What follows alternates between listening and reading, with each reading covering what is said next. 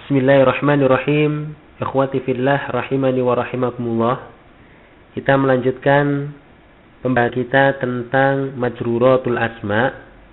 Setelah kita mempelajari tentang kelompok yang pertama, yaitu al-majrur biharfil jar, maka kita menuju kelompok yang kedua dari majruratul asma, yaitu al-majrur bil idhofah, ya, yaitu isim yang dia itu majrur karena sebab idhofah. Namun sebelumnya kita akan mengulang kembali pembahasan tentang al-idhofah.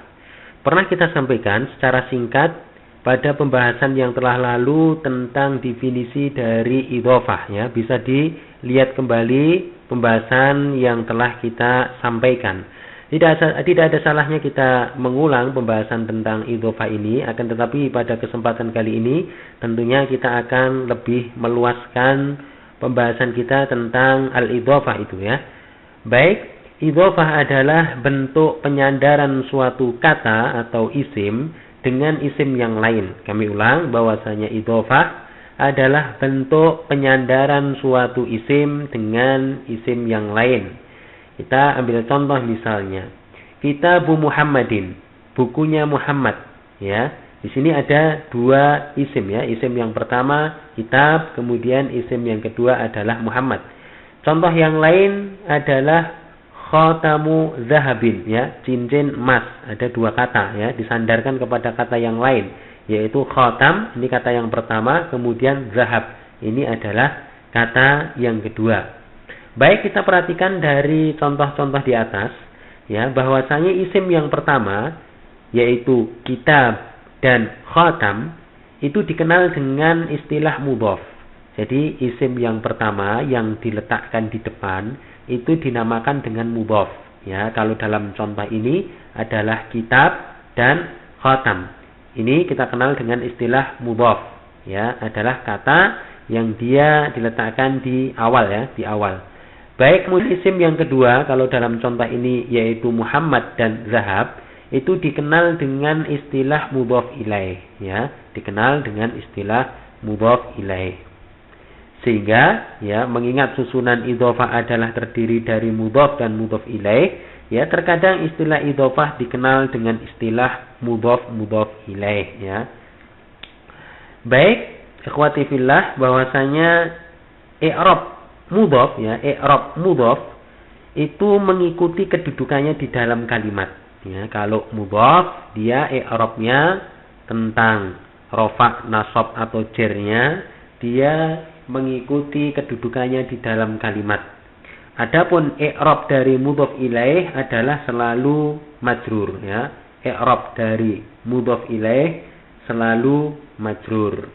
Contoh, ya, kita ingin mengulang kembali pembahasan kita tentang mudhof ilaih. Intinya bahwasanya kalau mudhof itu dia mengikuti kedudukannya di dalam suatu kalimat. Tapi kalau mudhof ilaih dia majrur. Nah, ini adalah pembahasan kita kenapa kelompok al-majrur bil idhofah dimasukkan dalam kelompok, ya, majruratul asma, karena di sini ada mudhof ilaihnya yang dia selalu majrur, ya. Mudhof ilaih dia majrur dengan sebab apa? Dengan sebab idhofah. Nah, ini adalah inti dari pembahasan kita. Baik, kita lihat contohnya, ya. Kita lihat contoh. Kitabu Muhammadin mufidun, ya. Kitabu Muhammadin mufidun. Bukunya Muhammad bermanfaat. Di sini Kitabu Muhammadin ini adalah susunan idhofah, penyandaran suatu kata kepada kata yang lain. Kitab ini adalah sebagai mudhofnya, sedangkan Muhammadin dia adalah sebagai mudhof ilaih. Kitabu sebagai mudhof kita harokati dengan dhammah. Kenapa demikian? Karena dia sebagai mubtada, dalam kalimat ini sebagai mubtada, sedangkan mubtada itu marfu, ya. Ciri rofaknya kalau dalam contoh ini yaitu kitab adalah dengan dhammah. Maka kitabu Muhammadin, ya, kitabu dia marfu, sedangkan Muhammad dia harus selalu majrur karena dia memang posisinya adalah sebagai apa? Sebagai mudhofun ilaih, ya, mudhofun ilaih dia majrur. Baik, kita ingin melihat contoh yang lain, misalnya kita buatkan contoh yang sederhana, at-ta'iru kitab Muhammadin, ya. Aku meminjam bukunya Muhammad. Nah, kita lihat masih susunan kitab Muhammad, masih susunan kitab Muhammad. Kalau dalam contoh yang kedua ini, kitab dia mansub, ya. Kenapa mansub? Sekali lagi, karena dia kitab ini kan sebagai mudhof, dia mengikuti kedudukannya di dalam suatu jumlah atau suatu kalimat. Nah, kalau dalam contoh ini kitab dia posisinya adalah sebagai maf'ul bih, sebagai objek. Kalau sebagai objek maka dia ya kan termasuk mansubatul asma, ya.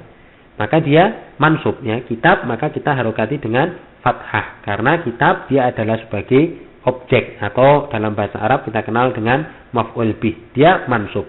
Tapi tetap kita perhatikan ini, ya, mudhofun ilaihnya. Mudhofun ilaihnya adalah Muhammad.